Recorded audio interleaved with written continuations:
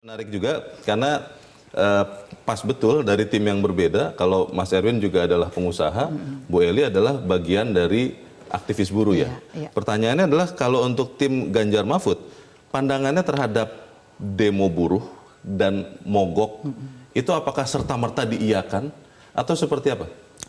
Ya, pada dasarnya kenapa buruh itu melakukan demonstrasi dan mogok, mereka punya hitung-hitungan dan alasan ya.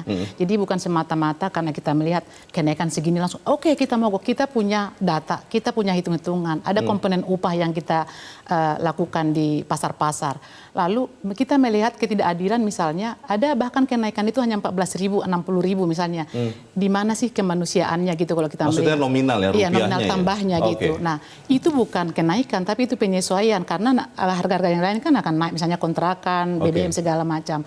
Nah, memang kalau pemerintah atau pengusaha mengatakan ada krisis global yang menimpa Indonesia, kami melihat di manufaktur terutama itu mereka masih lembur kok. Jadi mana sebenarnya dampak yang dibawa krisis global itu? Mungkin gitu. Karena industrinya berbeda-beda sifatnya, atau yang dihadapinya ada yang ekspor, ada yang dalam negeri. Iya, tapi misalnya tidak separah yang dikatakan oleh pemerintah dan pengusaha gitu. Karena buruh juga misalnya kita juga tidak boleh dianggap bodoh karena hanya tadi kan bilang nuntut setinggi-tinggi, tidak. Kita terukur kok misalnya.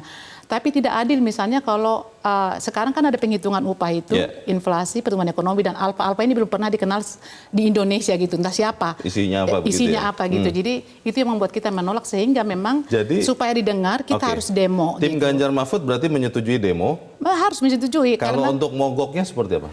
Mogok sebenarnya gini, mogok itu dilakukan kalau semua hal yang kita lakukan sudah tidak didengar ya. Jadi misalnya demonstrasi kan ya. Maksudnya itu jalan terakhir? Iyalah, jalan terakhir lah. Misalnya ada kan teman-teman kita hargai yang mau menutup pabrik atau segala macam gitu.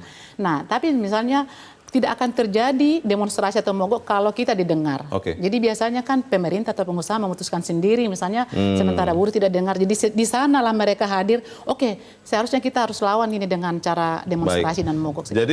Jadi kalau untuk tim Ganjar Mahfud mogok demo Ya, karena saya berasal dari aktivis, memang saya harus pastikan kepada beliau berdua, Pak Mahfud dan Pak Ganjar harus menerima itu supaya kita didengar. Jadi jangan alasan serikat buruh itu hanya untuk gagah-gagahan, tapi kalau Anda tidak mendengar kami harus melakukan mogok atau demonstrasi.